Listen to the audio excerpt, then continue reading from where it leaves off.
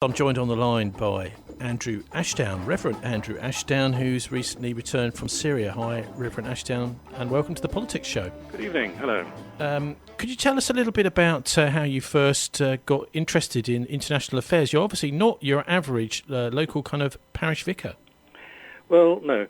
Well, I was brought up in Africa for a start, and since 1982, I've been travelling widely in the Middle East and Africa as well.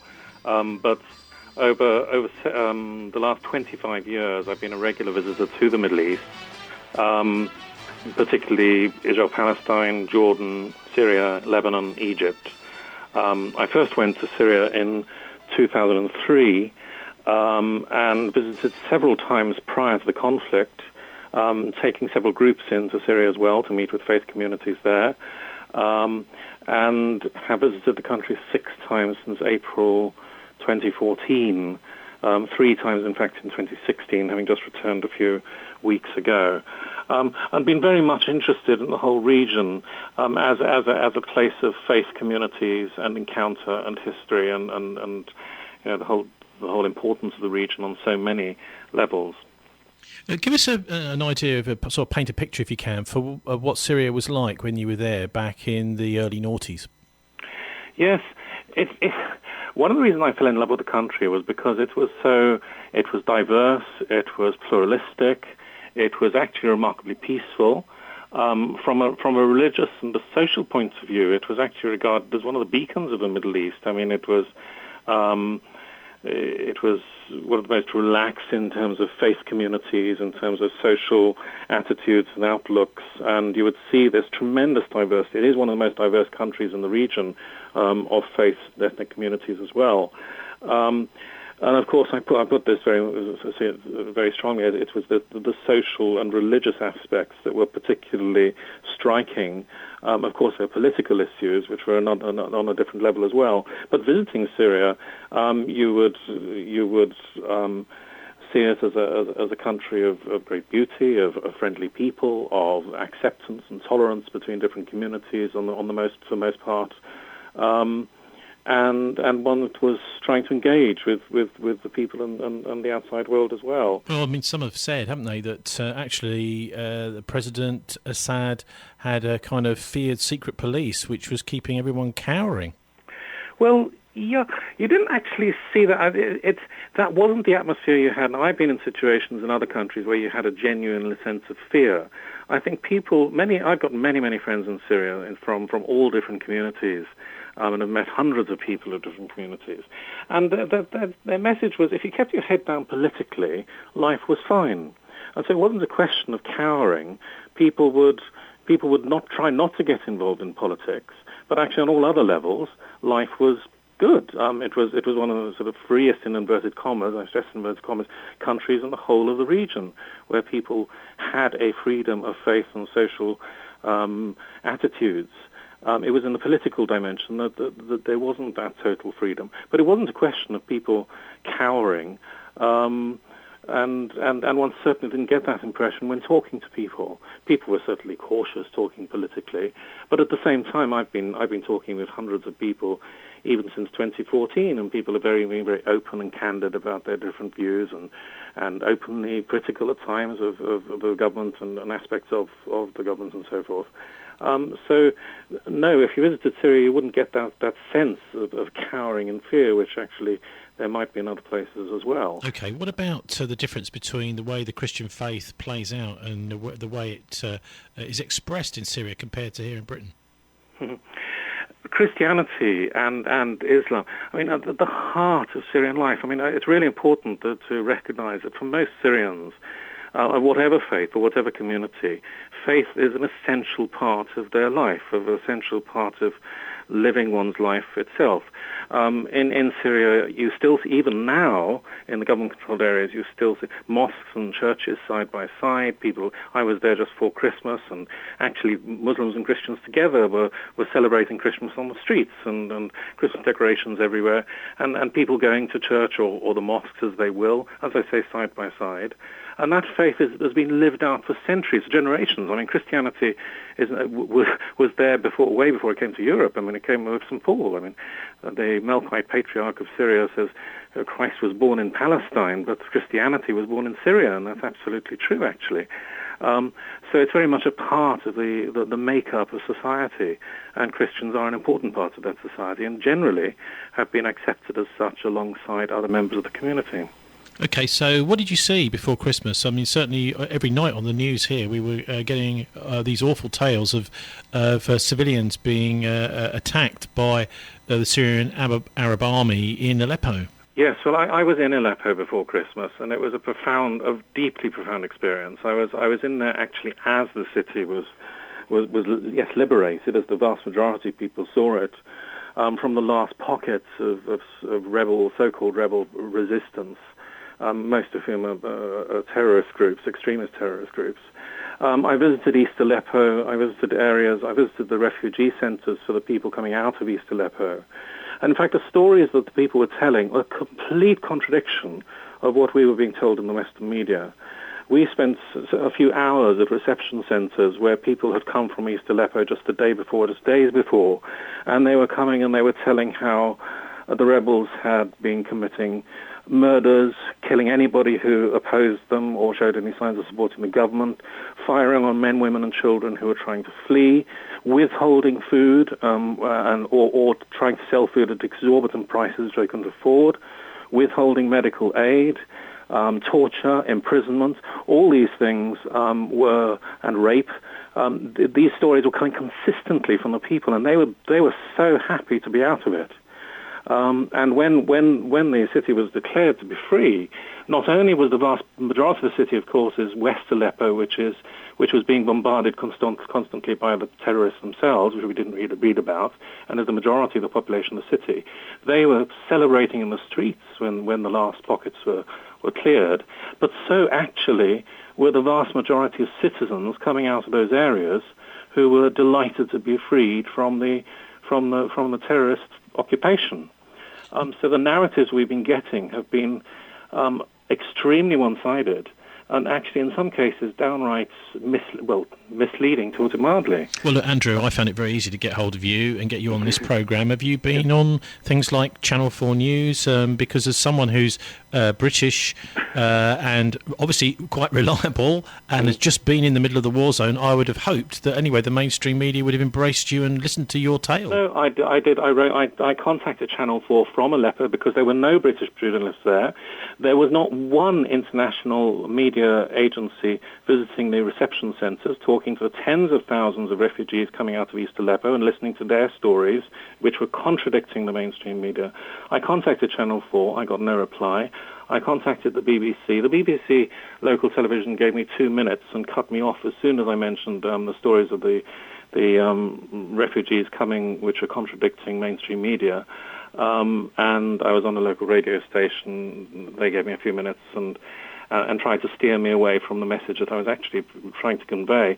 And what I'm conveying is not my opinion or my view. It's actually the voices of the people on the ground. And this is one of the most important things that we have to hear is I believe that over the past months and indeed years, we have not been listening to the people of Syria themselves, the people inside Syria. We've been listening almost exclusively to the views of highly, highly unreliable sources exclusively in the terrorist groups.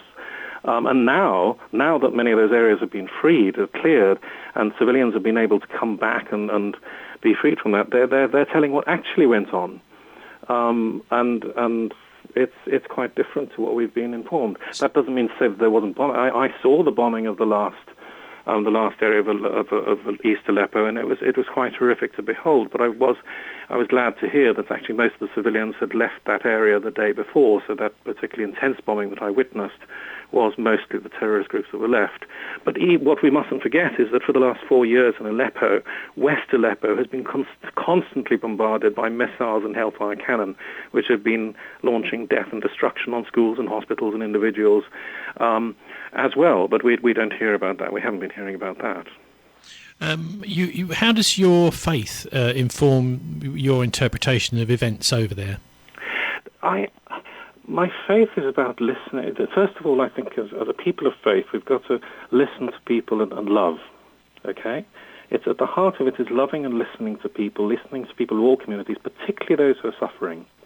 Now, my knowledge of Syria over quite a number of years now, over many visits and meeting all the communities, is that the realities on the ground haven't been reported. And what I wanted to do was go and stand in solidarity with the suffering communities of all communities, and to listen to the voices of the people. But it's also important that we take a prophetic voice as well. And when people in positions of power are using their own political agendas and causing horrendous suffering in the process, the Christian communities have a responsibility to stand up and say, "Stop! Is this right?" It's important to stand up and be counted, if you like. But as a Christian, to stand alongside those multiple Christian communities in Syria, and also the other people of faith, the other Muslim communities of faith who've been living alongside the Christian communities for millennia, let alone centuries. Well, the people of Syria and yourself, what do you think's the real reason behind? I mean, there's obviously been some sort of attempt at regime change, something along the lines maybe of what's happened in countries like Libya to happen in Syria. What do you and the people of Syria think is really behind that attempt? I think most Syrians, I mean, it's much more international agenda.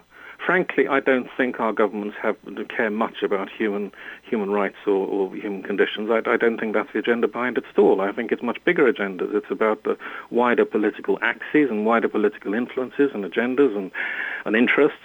And there are religious elements within it as well. But it's a much bigger political picture. We're very good at wanting regime change when it suits our economic or political interests, whereas other countries, and at the same time, we're seen as hugely hypocritical. I mean, Syrians look at our alliance with Saudi Arabia, for example, which has a far, far worse human rights record than Syria ever had, and is bombing Yemen to smithereens with our weapons, and we're seen as absolutely hypocritical. Our absolute one-sidedness with Israel over the Palestinians and so forth.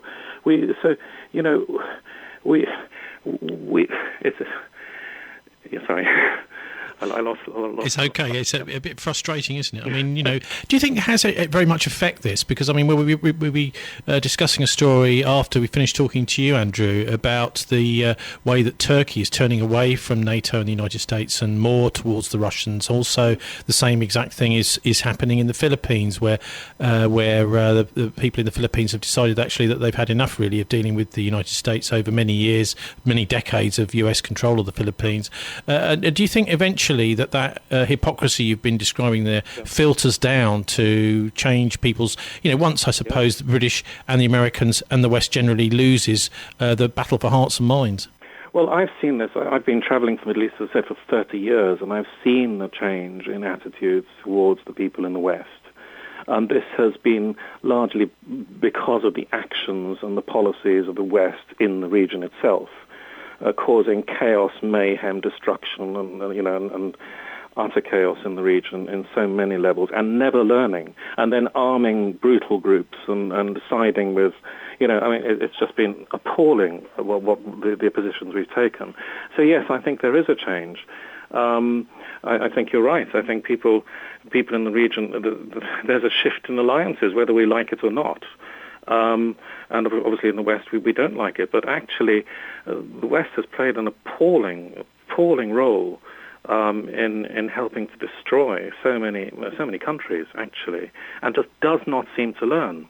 Now, does faith actually manage to survive in these war zones? Because I would imagine that many people are looking at a war situation, particularly in the towns and the cities of places like Syria, and thinking, dear God, surely you can't allow this to go on. And actually, it may be a falling away of faith.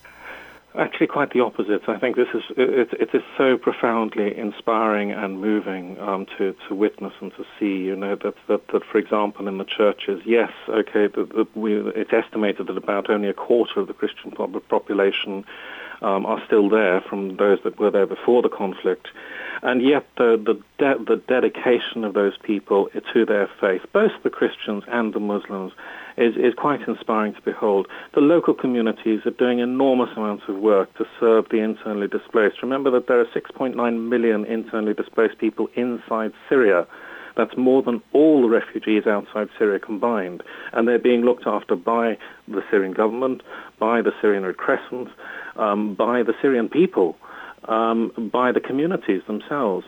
And the people of faith are holding to that faith. And as I said, I came back from Aleppo and I spent a couple of days in Damascus after I'd been in Aleppo, which was a shocking experience, seeing the devastation there. And yet even in Aleppo, I saw people saying, we stand by our faith and we want to go back to our homes, we want to rebuild our lives, we want to rebuild Syria, we want to maintain the plurality and diversity of our country, and we want to see the faith re-established. And as I said, in Damascus, the celebrations of Christmas were going on, and people were going out to the restaurants, and there was Christmas music being played, and Christians and Muslims together celebrating that. Even in Aleppo, I saw that. And there's tremendous resilience in the country. And that's something that we could learn from, actually. Now, maybe you could untangle for us some of the different rebel groups, because obviously we've heard about ISIS and we've heard about the so-called Syrian opposition, what used to be the Free Syrian Army, also al-Nusra, who are supposed to be the sort of franchisees for al-Qaeda over there. And then there's the Syrian Arab Army, which is the official government force, as well as the Russians, I suppose, flying around in the air. And I think this is one of the things that, a bit like in the Balkan crisis, many people get kind of bogged down because there seem to be so many different groups. No one knows who's fighting who. Yeah, I think, well, there's truth in that. I mean, it's said that there's something like 1,500 different factions fighting in Syria. Many of them, of course, are not Syrian. There are numerous foreign fighters from 80 different countries are represented in the fighting factions in Syria. Yes, you have the opposition forces, the Free Syrian Army, which was sort of formed in 2011, 2012. So, most Syrians actually say they don't exist. I mean, they've just been swamped now. What it was, you ask a Syrian, and I'm talking about whether they're Sunni or Shia or Christian or whatever, inside Syria, about moderate rebels, and they say there's no such thing, they're all the same, because they've coalesced these multiple different groups. The most important one, of course, is Jabhat al-Nusra, which is a al-Qaeda affiliation, which seems to sort of lead the way. It was certainly leading the way around Aleppo, and currently in Wadi Barada outside Damascus as well. And underneath that you've got other groups, smaller groups like Ara al-Sham and Jaish al-Islam, which are basically al-Qaeda affiliated terrorist groups. They're brutal. To call any of these moderates is beyond belief, frankly. They've proven to have committed massacres, beheadings, killing, in the most brutal ways. Then you've got ISIS, which is another extreme. And fighting these multiple groups, yes, you've got the Syrian Arab Army, which, remember, are the sons and the daughters and the husbands and the wives of the Syrians themselves. The Syrian Arab Army is often called Assad's forces. It's not Assad's forces, it's the governments of the country, the army of the country, who are Syrians. In fact, most of the Syrian Arab Army are Sunnis. And of course there are different forces within the Syrian Arab Army. And then you have, of course, the Russians who are very present. You've got Hezbollah, who are from Lebanon, and they're supporting the Syrian, and the Iranians. Although I haven't knowingly seen any Iranians on the ground. I have seen Russians on the ground, and actually Russians are helping tremendously with the refugees and providing medical and food aid to the refugees, the internally displaced refugees in Syria. So yes, you have multiple fighting forces, which are complicated. Now, Russia today has just announced that it will be withdrawing armed forces from Syria, starting with an aircraft carrier group. And do you think their job there is mostly over then? I doubt it. I mean, I think it's yes, an aircraft carrier. I mean, the aircraft carrier only arrived a few weeks ago. The Russians are pretty well ensconced, I think, for the moment. When they say start withdrawing, I think start is probably the word of emphasis there. But I doubt their work is finished. The war isn't over by any means.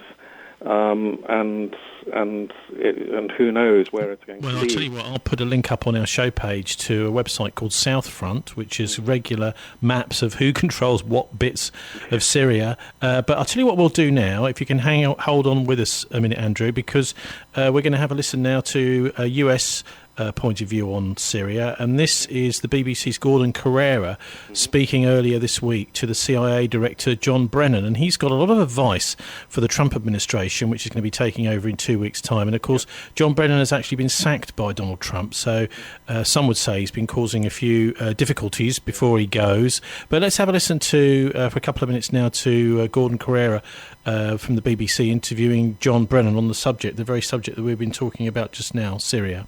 But it must be quite frustrating to watch what's happening in Aleppo. Very frustrating. And know that there's not much, it appears, that the United States can do about it. Very frustrating. And you don't think there's much more that could be done? I think there to intervene or in some way to support those groups? I do believe that the Russians hold a real key to Syria's future. And unfortunately, I think they have pursued their interests, their national interests, and the interests of the Assad government to the detriment of the people of Syria. And this, unfortunately, has resulted in the destruction of a large part of the beautiful country of Syria and the death of countless Syrians, with Bashar Assad's direction. He is responsible for most of those deaths. It sounds like you're quite sceptical about the idea of doing a deal with the Russians to change the situation. We've tried to do a deal with the Russians over the last several months, since the cessation of hostilities was forged earlier this year. And we have tried to restrain the opposition groups that the United States government supports. I do not see the Russians restraining the Syrians. I think the Russians and the Syrians have taken advantage of any pauses in fighting to advance their position on the battlefield. And I think that is intentional on their part. They've been disingenuous in many of their negotiating tactics. So I do not have confidence that the Russians are going to relent until they are able to achieve as much tactical battlefield successes as possible in order to give them what they want in terms of their ultimate strategic aims. Well, that's the outgoing CIA Director John Brennan there, speaking to the BBC's Gordon Correra earlier this week. But we're joined on the line by Reverend Andrew Ashdown, who's just returned from Syria a couple of weeks ago, just before Christmas he was there. Andrew, what did you make of what John Brennan is saying there? Normal line, it's a standard line. The situation on the ground, the reason I've been to Syria several times, is because the situation on the ground is actually very different. First of all, yes, the destruction has been vast.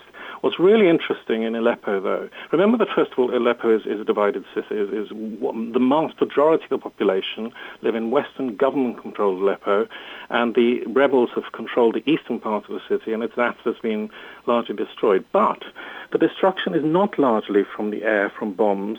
When you go to the sites, when you go to the cities that have been destroyed, largely the areas that have been largely destroyed, you find that actually most of the destruction is street level. Most of it is street level fighting, which by the witness of the people themselves has happened between many factions, of course, and with the fighting of the Syrian army as well. So yes, there has been bombing, and you see the evidence of that, but far, far greater was on-the-ground destruction. Now, on the ground in Syria, remember the vast amount of the majority of the population of Syria in Syria still live in government-controlled areas. If you talk to those people, people won't like to hear this, but actually they regard the Russians as heroes. I've seen trucks, a whole line of Russian trucks taking aid to the internally displaced in Aleppo. They're cheered. They're providing medical equipment and aid. And a lot of the people of Syria see the rebels, the so-called rebels, as multiple extremist fighting factions with a brutal ideology, most Syrians of which do not support and do not want to see Syria become an Islamic state, which is a declared intention of most of our so-called moderate rebels' allies. They want to see a Syria that is plural, yes, as democratic as possible, diverse, and not dependence on an extreme ideology, which most of these groups represent. So you don't think then that John Brennan's right when he says that what the Russians have been doing is to the detriment of the people of Syria? That's what he's just said there, and he's saying that they support the Pentagon supports the opposition groups. Well, of course, I mean that's clear. The Americans do, and so do the British, which is absurd. I'm not saying that the Assad government is perfect. I'm not saying that bad things haven't happened in a war. Bad things happen on all sides, and all sides are guilty of things. But what I'm saying is that actually to say that the Syrian people want to see the interests of the so-called rebels prevail is a total and absolute nonsense.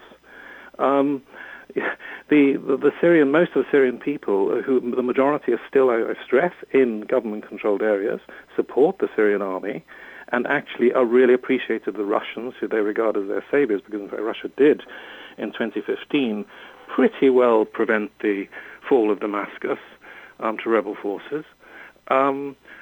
No, I'm afraid the so-called rebels certainly do not represent the wishes of the Syrian people. Yeah, but you see what... Hang on, sorry to interrupt you there, Andrew, but you see what the CIA director John Brennan is saying is that the Russians are only really doing this in their own interest. They've got strategic interests in Syria. Course. Yes, I don't doubt that. In the same way that do we really think that the British government and the Americans are interested in the human interests of Syria? Do you think that we aren't acting in our own strategic interests? I suppose you're right. But what do you think about what's motivating these fighters, these jihadi groups? Because they seem to think that they're actually following the Quran and somehow kind of creating a caliphate. Well, yes. I mean, the extremists certainly, they're indoctrinated to think that. That's not, I have to say, from my experience in Syria over many years, that's not the view of most Syrian Muslims within Syria. They don't hold to that view at all. And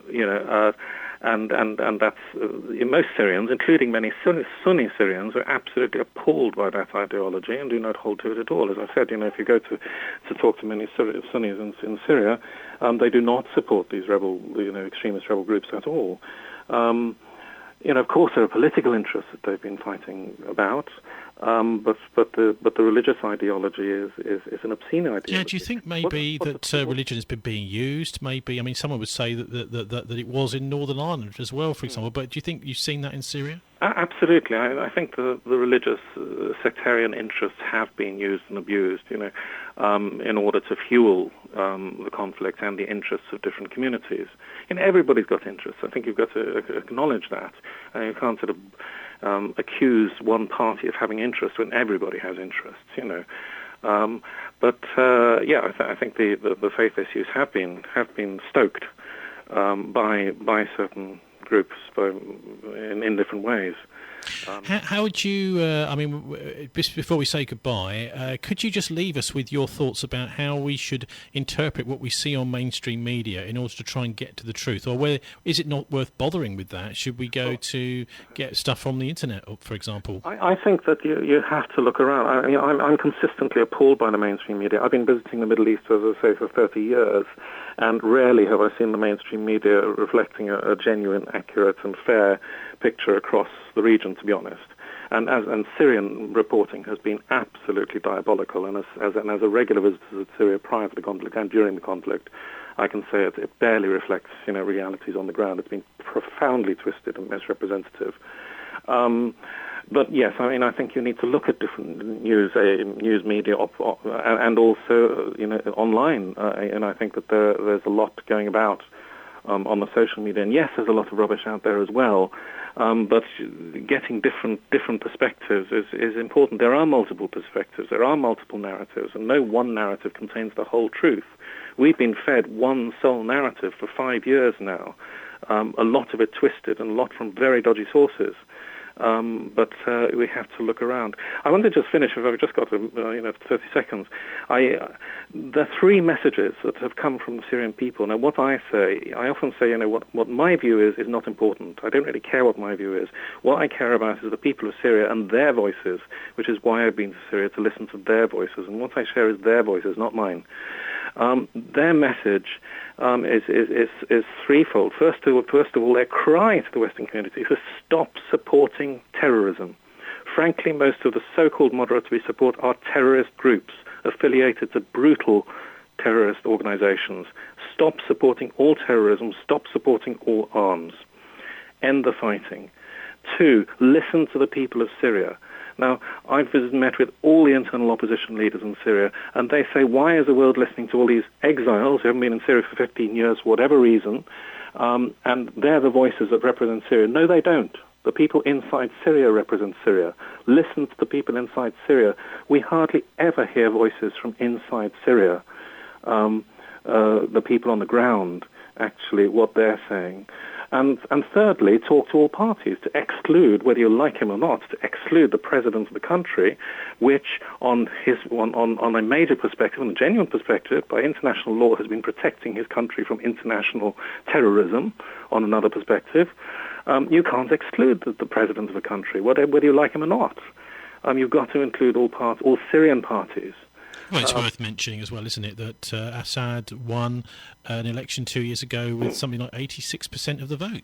Yes, and actually, that's been ridiculed, of course, in the Western media, but actually there were observers to watch there, and the observers who were there said actually that was perfectly fair. And when you talk to people on the ground, actually that does reflect the kind of thing you get on the ground. People are critical in all sorts of ways, but actually his popularity remains very, very strong. And what the Syrians say is, who is the international community to say, declare who or who is not going to govern Syria? We as Syrians, it's up to the Syrians to decide who leads them, not us or the Americans or the Syrian opposition in Turkey, who are mostly Muslim Brotherhood, who most of the Syrians in Syria don't like. It's up to the Syrians inside Syria to decide their future. Reverend Andrew Ashdown, thanks very much for joining us on the Politics Show. Thank you very much indeed, and God bless. Getting bigger by being better. The number one choice for Bristol. This is BCFM 93.2. Well, Martin, a bit of a contrast there between what we heard from the CIA Director John Brennan, still just about for the next 2 weeks, and Reverend Andrew Ashdown. Yes, well, I know who I believe. And I suspect many people, if they listen to what we've just heard fairly, should know what they believe as well. He's painting a really, actually, what is an entirely shocking picture there. He's saying effectively that all of the London media, the TV, the radio and the newspapers have been effectively providing cover for some of the most hideous terrorists in the world. Well, I mean, we've been saying this on this show for years now. I think it's irreverent using the word diabolical to describe it. Well, it is diabolical, isn't it? And don't forget that Roland Dumas, the French foreign minister under Mitterrand, not under Sarkozy, he's on the record on French TV as saying that before the uprising started, he was approached by British officials who said, we are going to run an armed uprising in Syria. Now, in other words, Britain is in the frame for starting this war in which at least 500,000 people have died. That was under, by the way, that was under your Labour David Miliband. He was Foreign Secretary at the time. Yes, he was. And David Miliband, in fact, has been going on about how he's been tweeting about how people are being raped and murdered in eastern Aleppo, even though he's based in New York. Where he got that information from, we can probably guess. Probably from the same sources, the white helmets, etc. We have been involved in wrecking that country. Our armed forces like the SAS have been training Al-Qaeda. Can we come back to this point? We've supposedly been having a war against Al-Qaeda because they supposedly carried out the 9/11 attack. We've had 15 years. We've invaded Afghanistan. We've invaded Iraq. We've invaded Libya. We've supported we've gone all over the world doing this. And now we've got the white helmets embedded with Al-Qaeda in eastern Aleppo, acting as their PR, funded by the British government, and of course the terrorists themselves, Al-Qaeda, being trained by the SAS. Now that's the reality that people have got to face up to.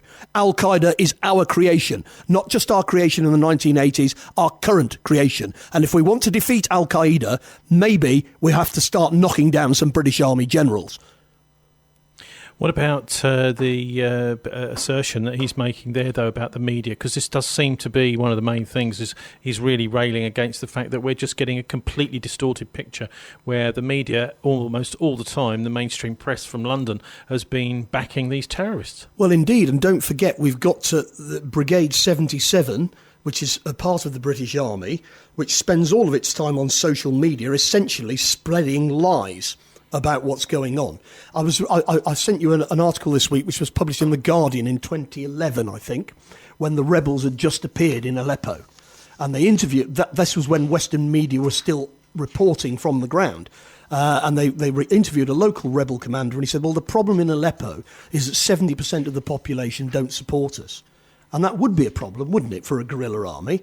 Aleppo was one of the parts of Syria where they had least support. It was a prosperous middle-class city with a mixed population, and they were quite happy as they were.